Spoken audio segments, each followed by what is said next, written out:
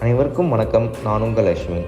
நாம் இன்று திருமூலர் அருளிய திருமந்திரத்திலிருந்து கேள்வி கேட்டமைதல் என்னும் அத்தியாயத்தின் 5ஆம் பாடலை பார்க்கவிருக்கிறோம்.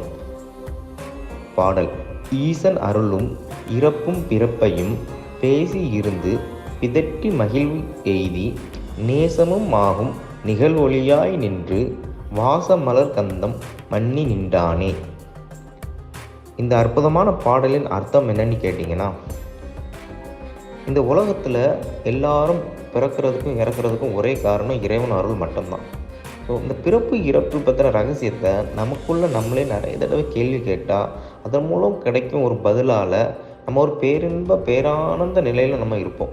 ஸோ அந்த பேரானந்த நிலையில் நம்ம எப்போவுமே இருந்தோம் அப்படின்னா, மலர்களில் இருக்கக்கூடிய வாசனையை போல பேரொளியாக இருக்கக்கூடிய இறைவன் நமக்குள்ளே கலந்து நிற்பார் என்கிறாரு திருமூலர்.